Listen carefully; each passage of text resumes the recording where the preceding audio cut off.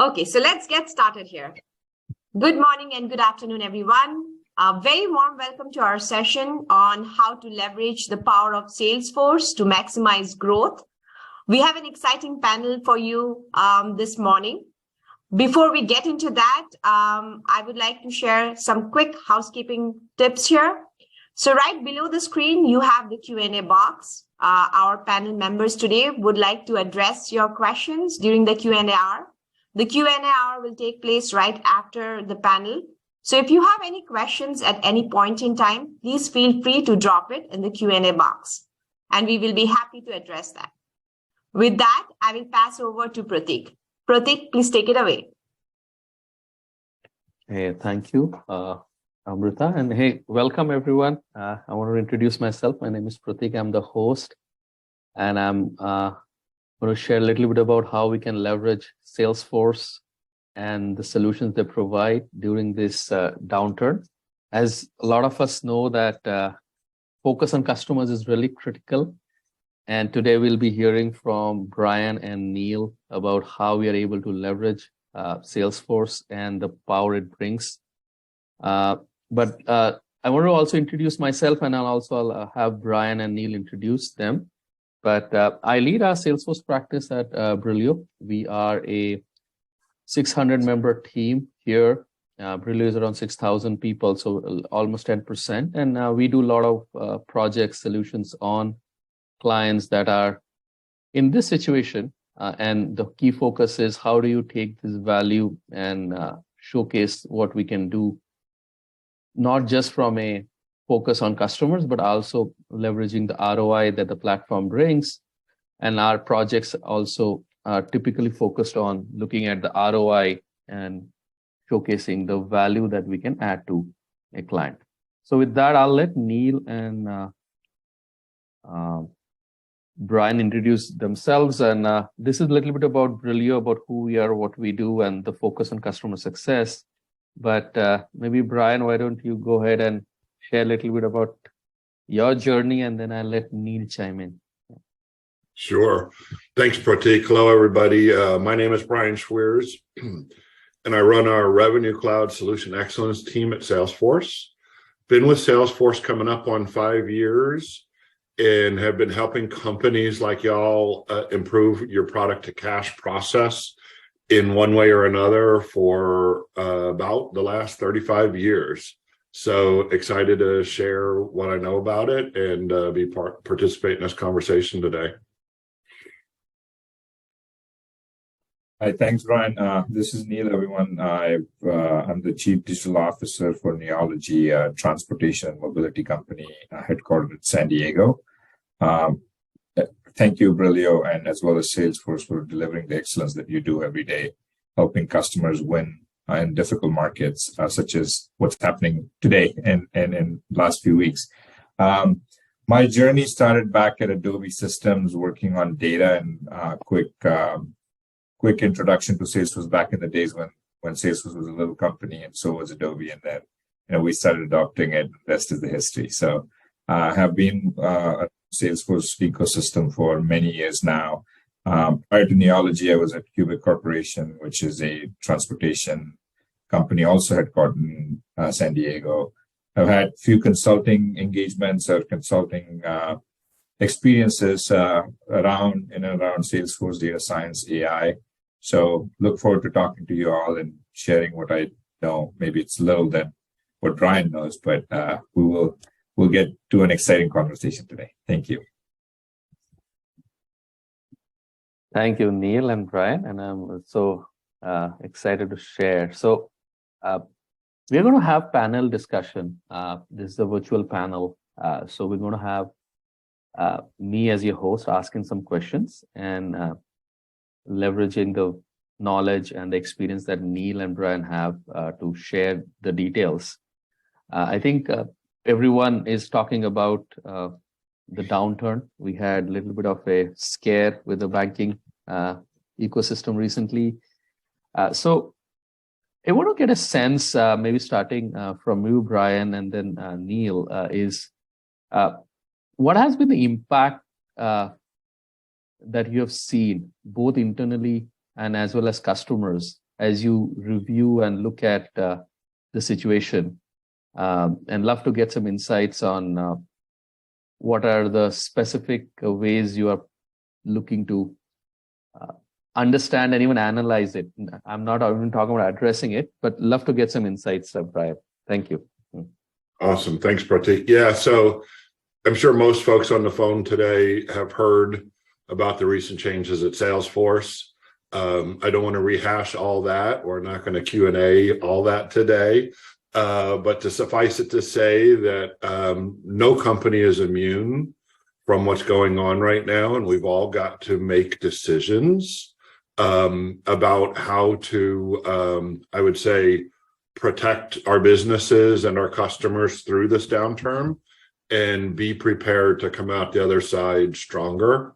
So from my perspective, the key is to focus on customer success, not a surprise coming from Salesforce. But customers are the base of your business. And so driving customer success and ensuring their adoption of your products now prepare you for that future.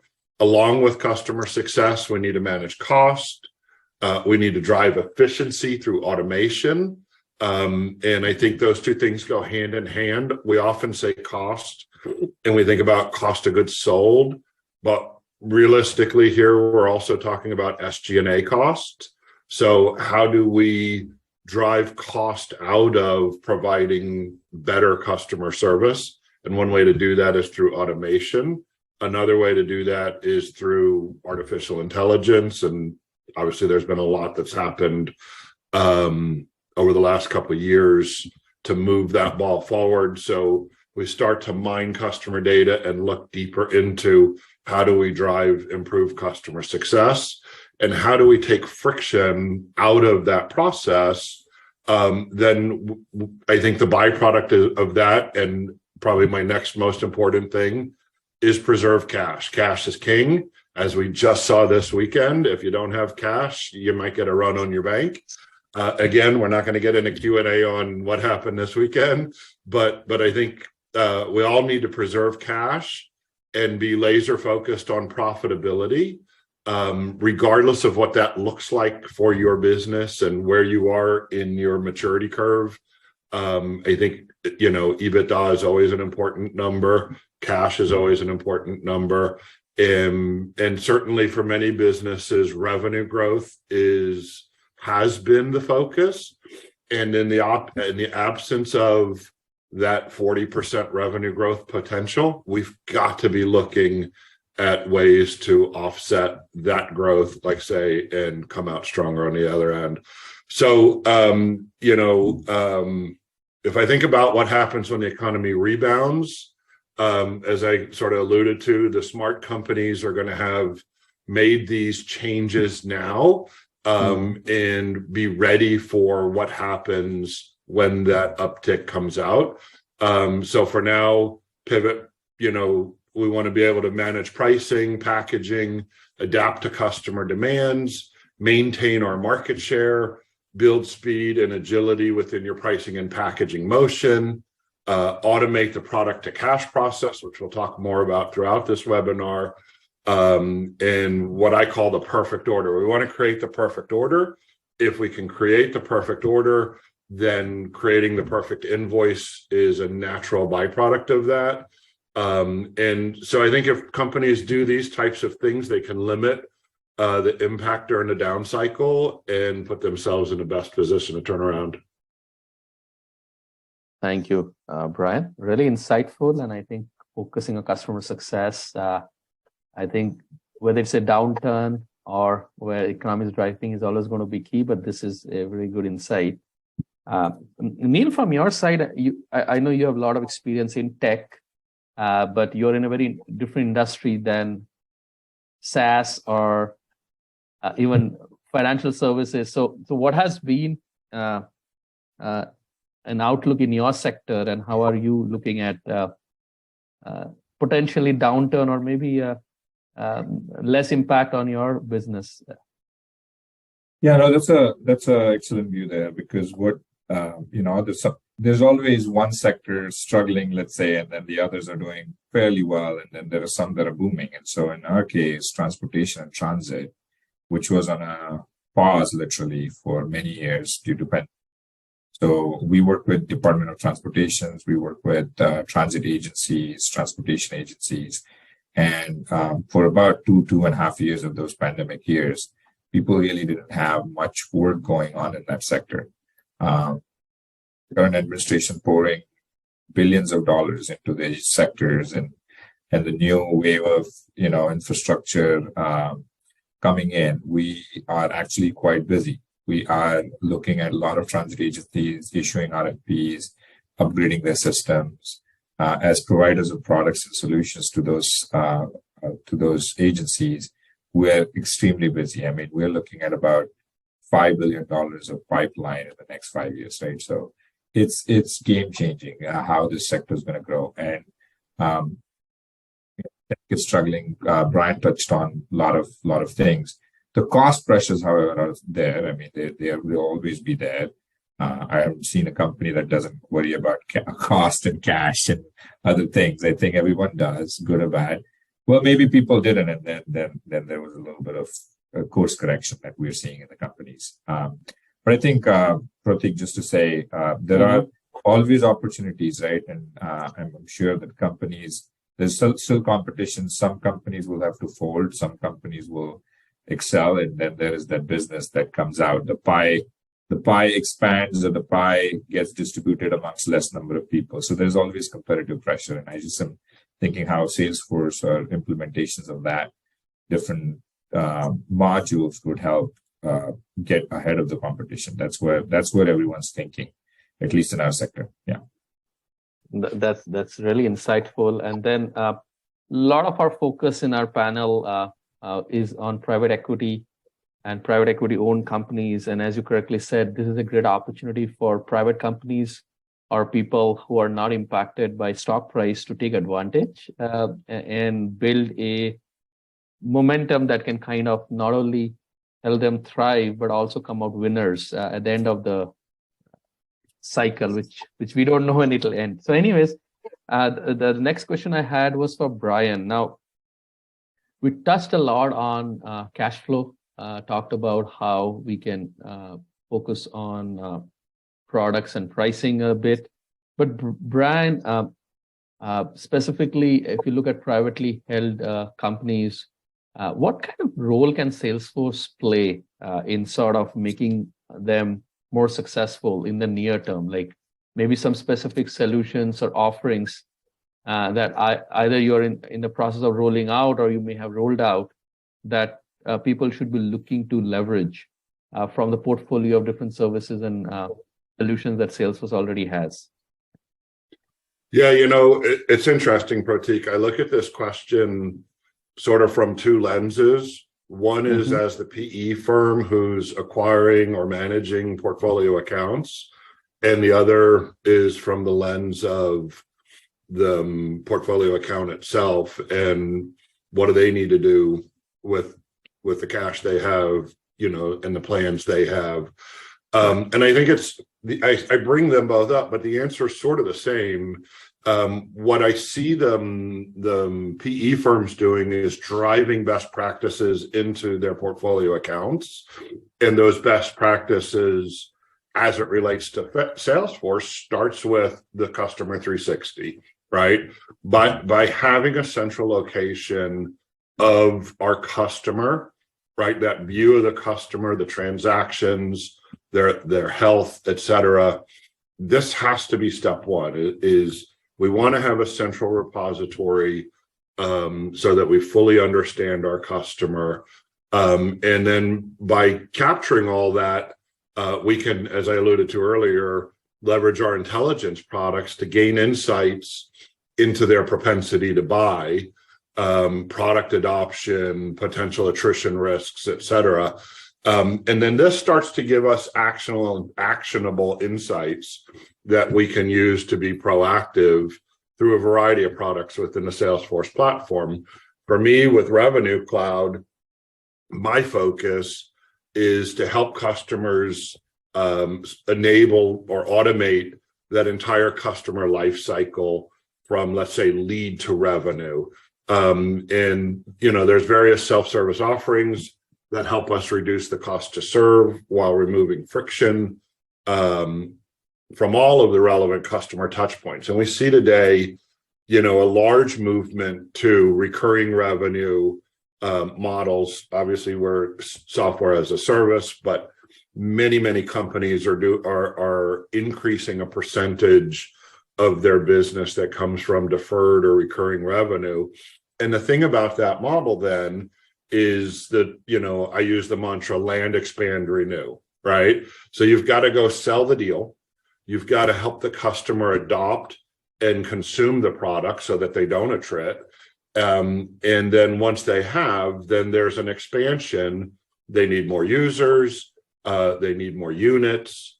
Maybe there's a cross-sell, upsell opportunity, right? And so we're focused on the installed base. By focusing on customer success, we're understanding what their needs are and why am I not saying that right? Proactively helping them solve those needs, all while reducing the cost to serve. So also from RevCloud, we think about the commercialization of product and price data. So can we rapidly introduce new products that, based on this insight, we realize may have a relevant impact on the market today? Tailor pricing and packaging. Obviously, we talked about already protecting our market share. In many cases, that's by offering new flexible ways to buy as they navigate through their own cost and buying constraints. And I think that's a key takeaway, is the same pressure that you're feeling right now, your customer's feeling.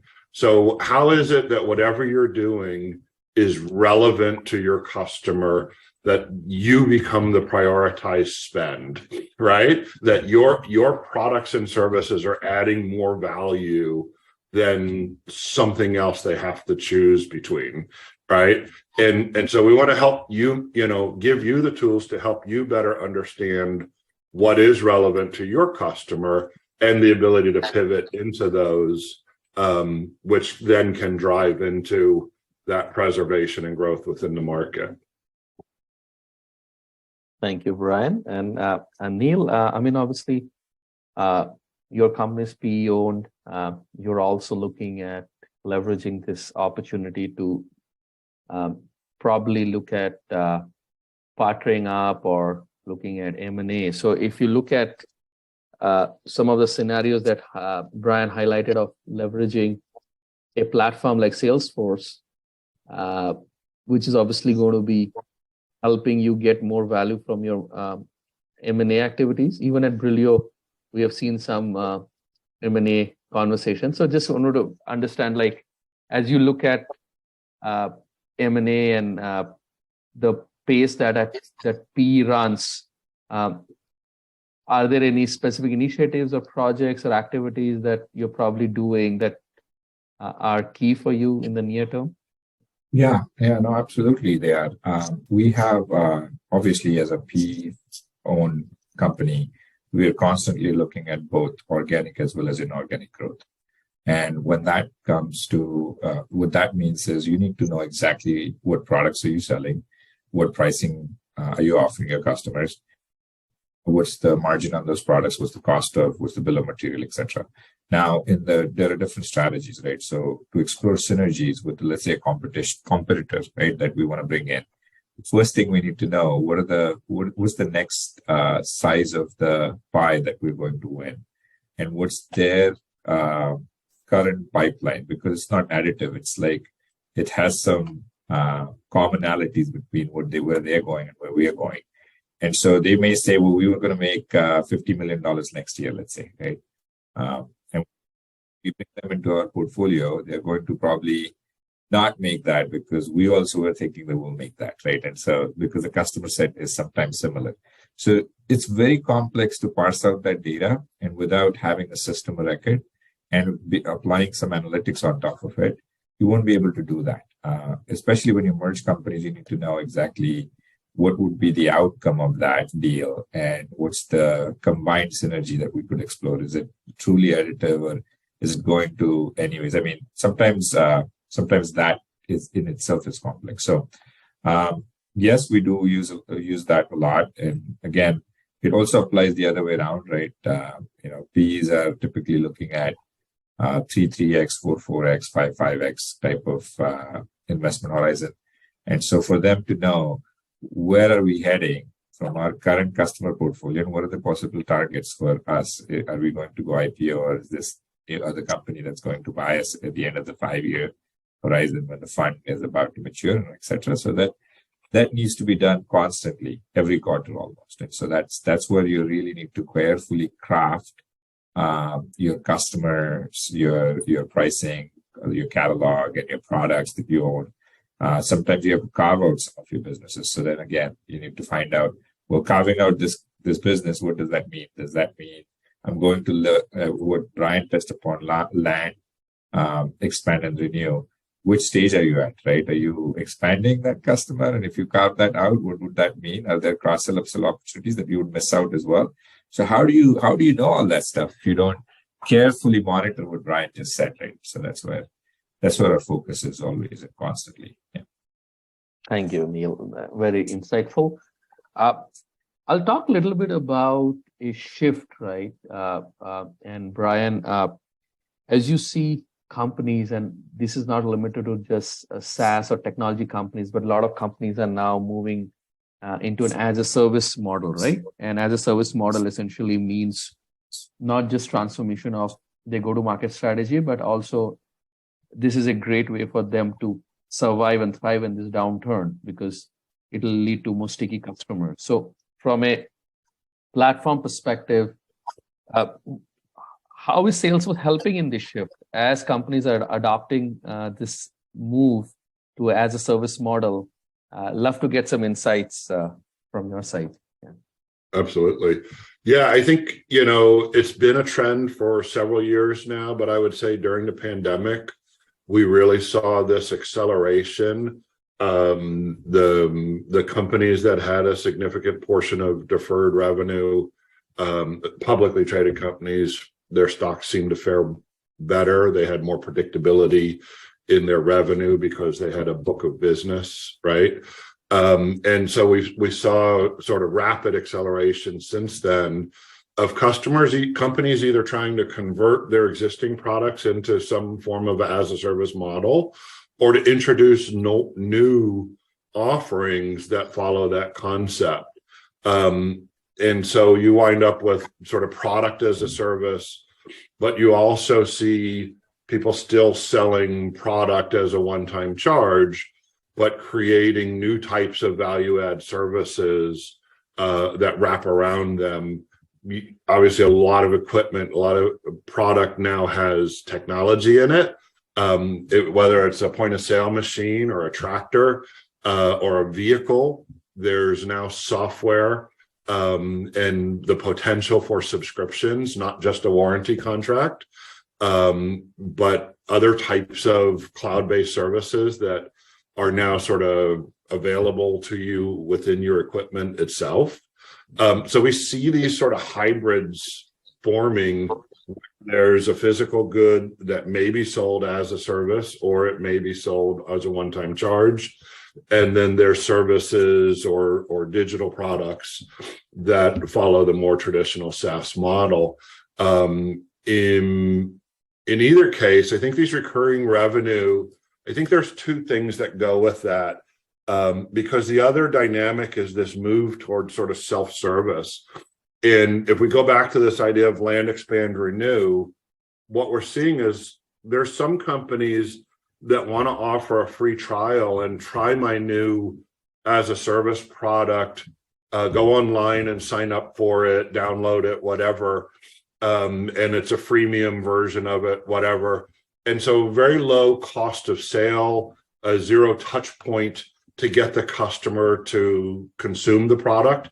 We can then track adoption and then look at introducing a direct sales or a marketing campaign as they reach certain thresholds and bring the direct seller or the partner seller into it once they've reached certain adoption, right? So we go from something that started in sort of self-service mode to something that becomes more buyer-seller interaction. On the other hand, we have companies that sell very complex equipment and don't believe that the customer is going to go buy that tractor online, let's say. But having bought this piece of equipment and the services related to it, going online and adding additional users or additional services, modifying that subscription agreement or service agreement in a self-service mode is becoming more common. And I think this is the key, is that as we go from that one-time sale to this recurring revenue model, this customer life cycle iterates between the buyer and the seller for the life of that relationship. And the idea of doing it always through e-commerce or always through a direct sales motion is no longer valid. And so we find ourselves focused on what I call the hybrid model, where certain transactions can happen in self-serve and certain can happen in a direct interaction, either in Zoom or face-to-face, whatever. Anyway, I say all that because moving to this as a service model significantly drives or removes barriers to entry. And so if we're thinking about how to remove these barriers of entry, we also want to think about how to onboard those customers in more of a sort of frictionless way, which self-service is a big part of. So we want to make sure that our customers are able to manage that land, expand, and renew process across any channel at any time, and based on the customer's choice, right? I mean, back to customer success. Customers want to do business with you because you've got products that add value and because you're easy to do business with, right? So I hope that answers it, Pratik, but I'll pause there. No, that's helpful, and I think this is a good insight on how subscription and SaaS models are now entering into other industries. Neil, love to get your insights. Obviously, you have multiple solutions and products you're selling. So, do you see a theme of recurring revenue and providing as a service model also showing up in your world? Yeah, no, absolutely. One of the reasons why I'm here at Neology is to do that transformation. So I'm not just the chief digital officer at Neology. I also own a mobility platform business. So I'm the GM of that business. And the vision that we have set for ourselves is to transform the business from product solution providers to a software as a service business. And the word for that in transportation world is mobility as a service, right? So how do you provide mobility as a service? And our customers are still working on the concepts and trying to help us partner with them to bring that to market, right? So that's the key message there. Procurement vehicles through years of government procurement at least have not allowed for that model to be out there. So we manage a hybrid business.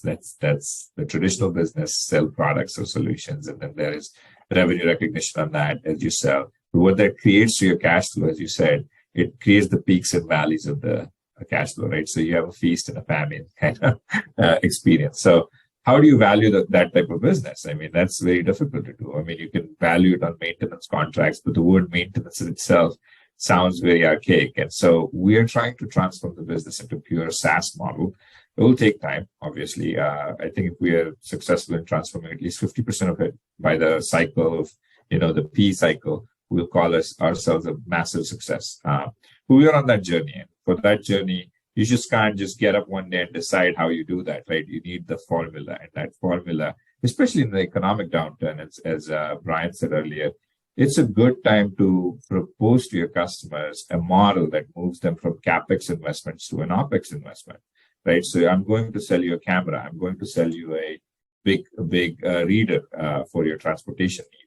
Can I lease it to you? Can I sell it to you as service? Would you give me let's say if you're going to charge your customer, the end customer, the motorist, $5, can I get a piece of that $5? I mean, there are all different type of modeling that we need to do on the data that we have. And obviously, as you know, if you have to change the infrastructure massively, you're going to look at lots of costs. Some of them are going to be CapEx. I mean, you can't build roads without putting in concrete and paying for it in full, right? You're not going to do that. But is there a service that we could offer on the other software end? So we are doing that actively. And what's happening, Pratik and Brian, is really, our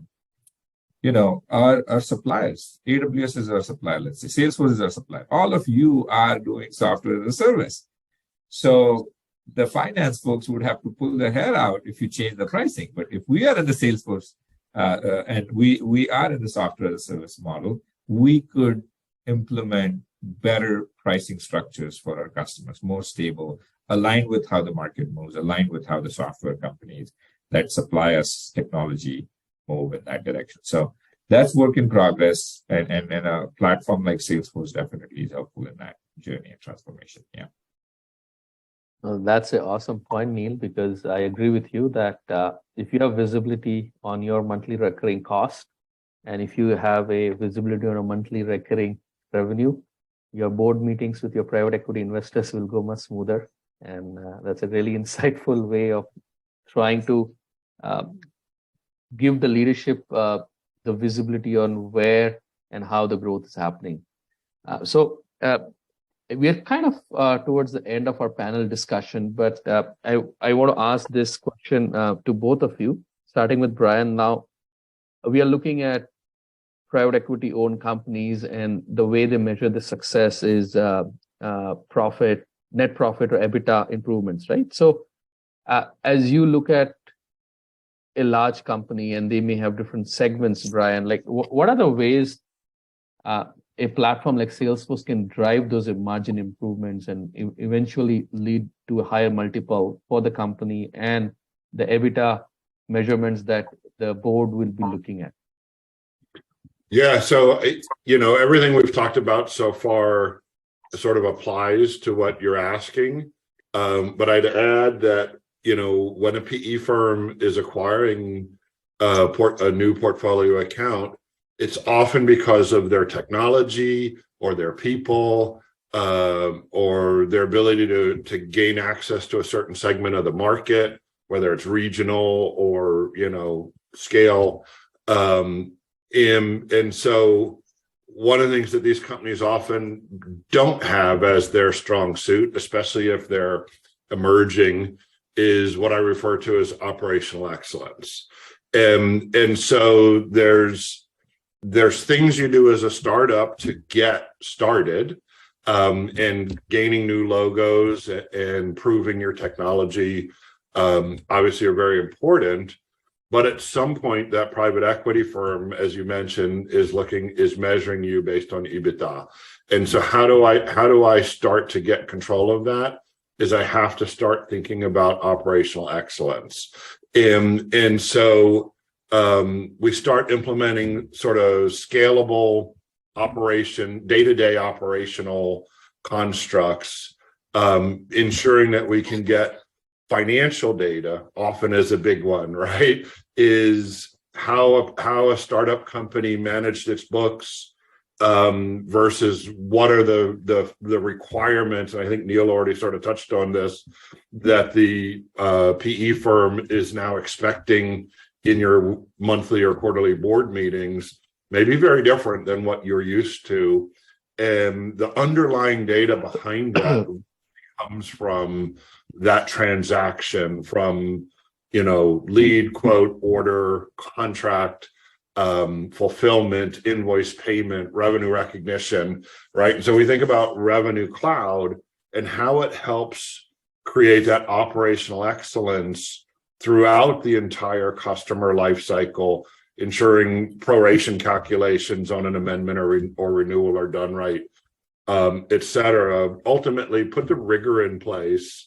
And we see many PE firms actually leveraging sort of a playbook that includes Salesforce, and I'm sure there's other technologies, but but that allows them to come into a company that they've recently acquired and start to put in best practices and use our technology to enable those best practices that they expect all of their portfolio accounts to follow. And I think a simple example, CPQ, right, where number one, we're helping our sellers configure, price, and quote based on guardrails. So what are those guardrails? Do these products work together? Right, is a good guardrail. In pricing guidance, discount matrices, things like this. And obviously customer or sales reps are going to negotiate price, but putting a price approval process to ensure that when customers are having to get more aggressive in their discounting, that the right sort of approval process is in place to protect some of that margin, and ask the hard question about, is this business we really want or not, right? And I think there's examples through the whole process like that. But I know we're running behind on time, so I'll pause with that and let you see if there's anything I missed, or let Neil jump in. Yeah. Thank you, Brian. Go ahead, Neil, because you have managed groups, you've worked on par with CFOs. So love to get your insight as a practitioner that is both inward and outward looking, right? Like in your board meetings, when you're trying to drive EBITDA improvements, how are those conversations going? Thank you. Yeah, no, absolutely. It's very interesting. So EBITDA improvement, yes, definitely, right? You get multiples of EBITDA when you buy or sell or whatever that transaction is. There's also another concept that's very key. How do you change the core of the company into a different type of company, which allows you to get additional multiples on that EBITDA, right? So if you do a traditional services business, the EBITDA multiples could be 5 to 10x, let's say. If you're doing a products business, pure products business, then the products are probably leading products in their segment. So you're probably looking at 10, 12, 15x.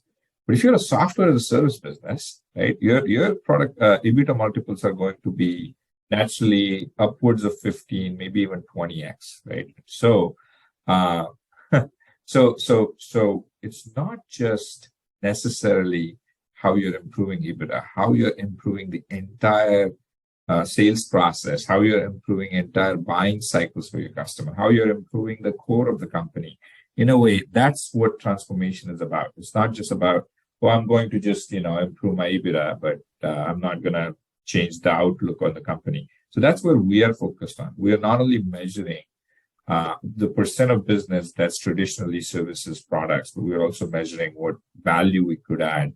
As I said earlier, if we were to transform this company into 50%, or any company into 50% of software as a service from a traditional business model, that's additional improvement on the EBITDA multiples that you can achieve. In fact, some of the cool initiatives that we have could be measured at revenue multiples, right? And because they're very unique and groundbreaking. So anyhow, so that's where we are focusing on. We are focusing on both improving EBITDA, which involves obviously multiple things on pricing and margin improvements and net profit that throws back to the EBITDA, and then improving the composition of the company and the offering that we have. So that's both that we're focusing on. Thank you, Neil. By the way, I see a lot of audience questions coming in. So unfortunately, I don't know if we can get to all of them, but definitely keep adding them in the queue, and then hopefully we'll get to some of them.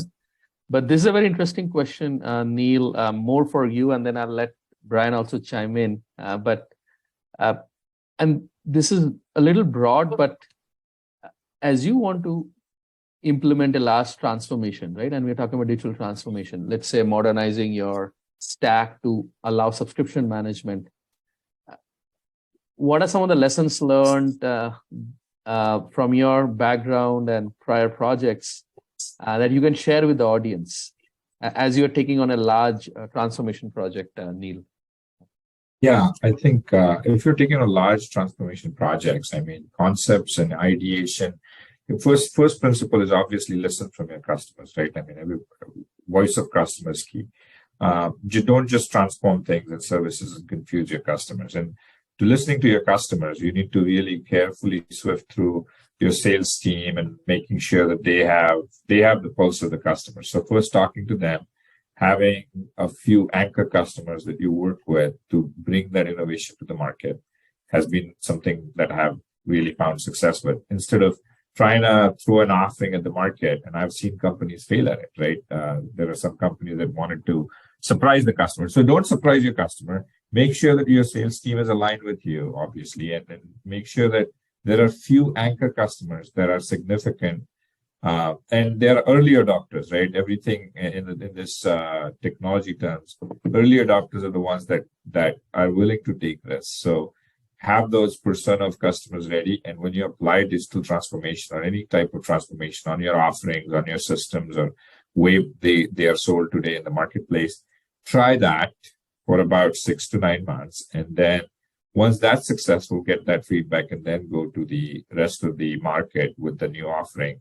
And then you have some winning stories to tell, right? Case studies to tell. So that's one lesson I've learned, rather than just throwing it out there and like seeing and praying for the success of it. It's better to always take that first step with the customer that you like and the customer that likes you, and then go from there. Yeah. Thank you.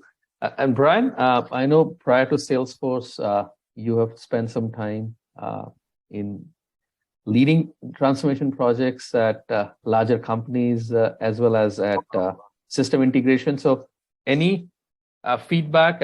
Most of our listeners are practitioners who are either on the beginning of the journey or in the middle of doing this transformation project during this downturn. So any recommendations of how they should look at making their project successful? Any lessons learned? Yeah, I mean, I want to plus one everything Neil just said. What I'll add to it is I always go back to people, process, and technology.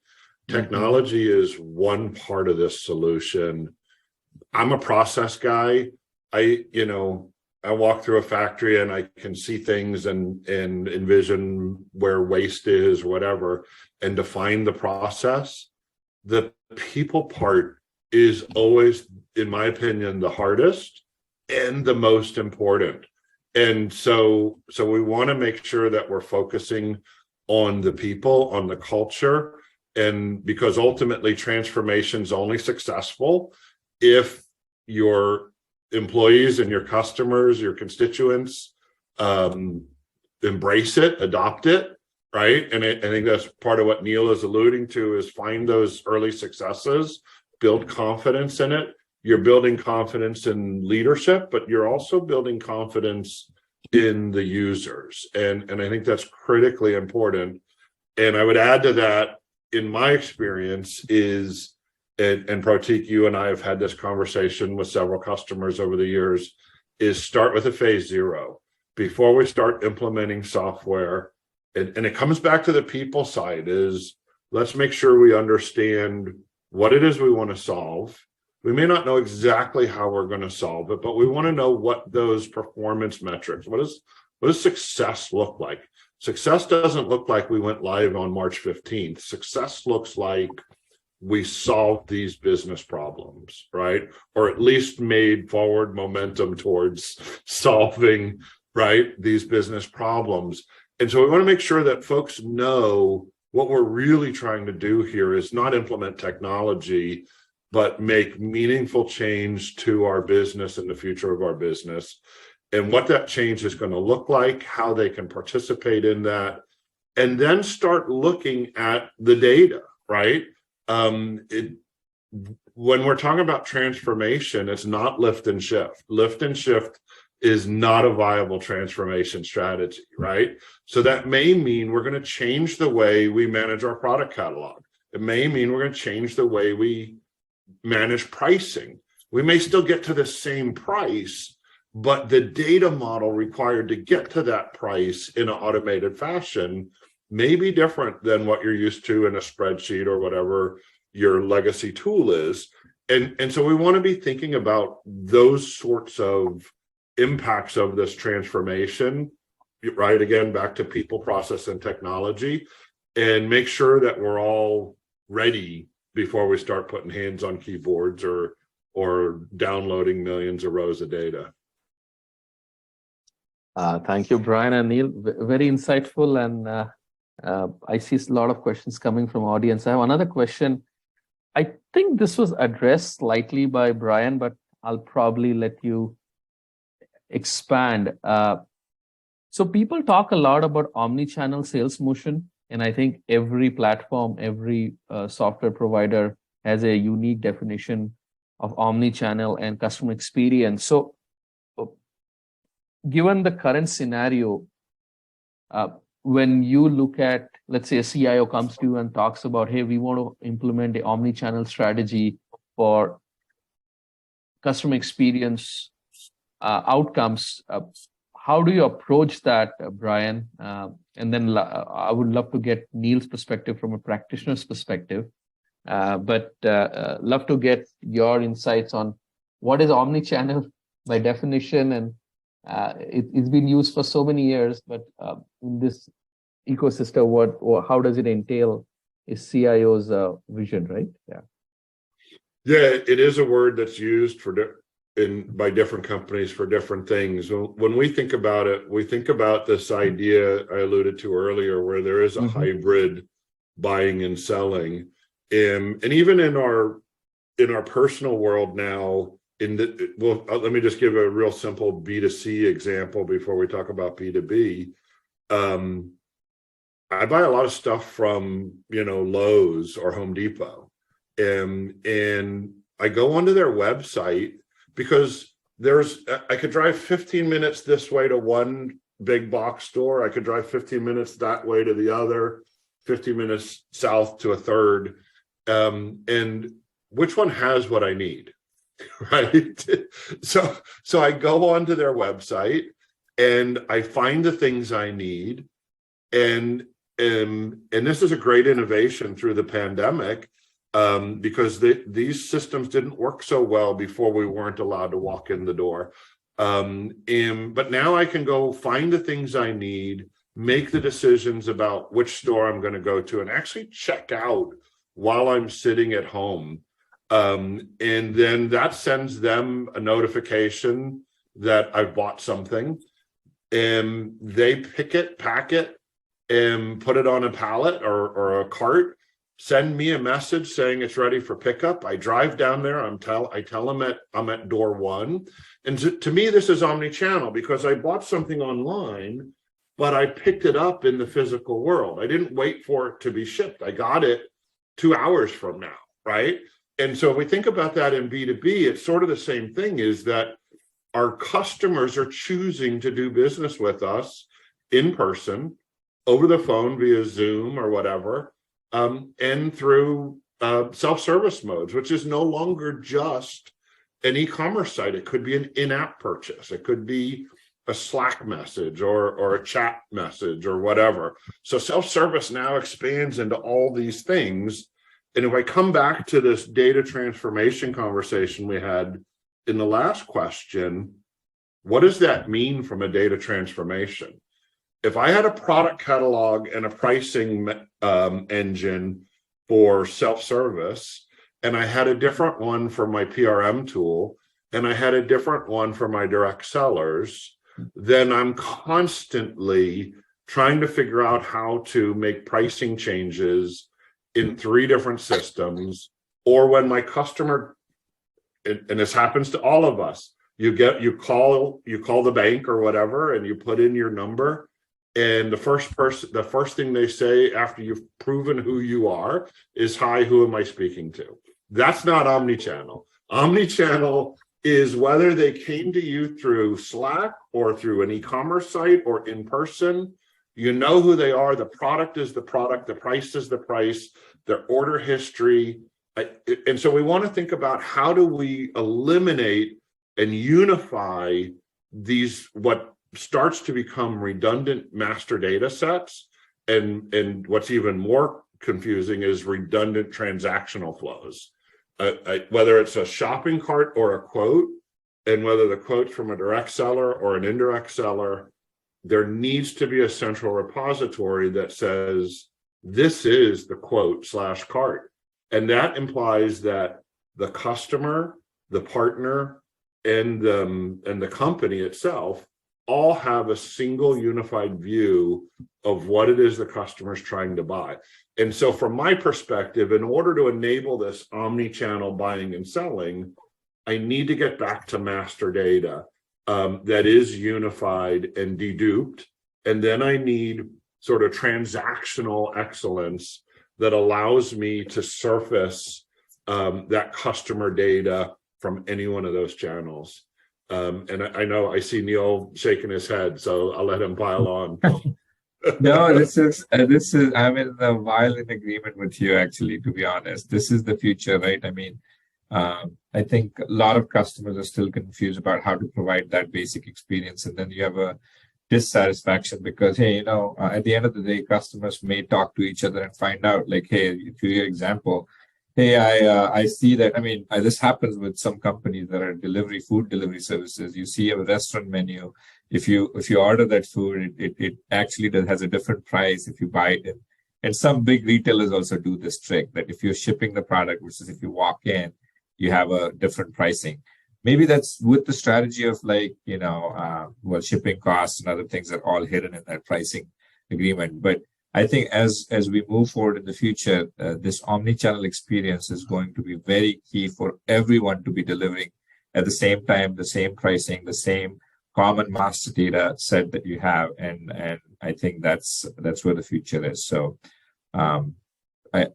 I was just saying that it's unique though because everyone wants a customized code, a customized proposal, a customized everything, and that's not always possible, and that shouldn't be that's not just not possible. That shouldn't be the standard method, right? So you have to minimize and standardize most of the pricing and catalog as such. Yeah. Thank you, Neil and Brian. I see almost 7-8 questions that have come in our queue, but why don't I sort of take this opportunity to ask you the final question? And I think this question is less about private equity downturn, but more about what I call the human side of our business. So, Brian, we've seen a lot of changes happening. We saw Facebook making an announcement like somewhat early in their career. Any recommendations? Like, how do they navigate this ecosystem of technology companies, private equity companies, and being an employee? If you were to give some advice to a young entrepreneur or somebody early in their career, any suggestions? I'm sure you have seen a lot of these cycles come and go. What is your point of view? More as a person than company. Yeah, I love that question, Pratik. And I actually do a lot of mentoring for transitioning military veterans. And one of the first questions I ask them, I ask them to, tell me your story. But I talk about this idea of superpowers. And I believe that every one of us have sort of these innate capabilities. And we're all unique creatures. We're all different. There's something different that makes me tick than you tick. And I think it's important that people do that self-evaluation, emotional intelligence, whatever you want to call it. I tell folks that I'm a mechanic, and you heard me say that a little bit about process earlier. But I grew up, wrenching on cars. Couldn't afford a car if I didn't fix it myself. I went in the military as a helicopter mechanic. And when I came out of the military, my first job was actually in aerospace and defense for an aircraft repair shop. But I had a bachelor's degree in aircraft maintenance management. And I was a production planner. But in that role, I started to see inefficiencies in the way we managed and planned our products. And I started using that mechanical mindset to think about how to enhance the process. And that first tool I used was Lotus 123 Release 1A. But it became, a variety of technologies that followed that. But for me, it's about passion. And I think back to the point, each of us have these sort of superpowers. It's that mechanical mind, it may be integrity, empathy, whatever. We're all different. And if you look at what you've done, whether it's in college or sports or early jobs, you start to see these human characteristics that are unique to you surface. It's almost, what's the thing you do that wasn't the job you were getting paid for? Because that's where you need to focus, right? And if I bring that to technology, we need sales reps, we need marketing people, we need developers, we need success managers. And so there's a role for, I believe, everybody in technology.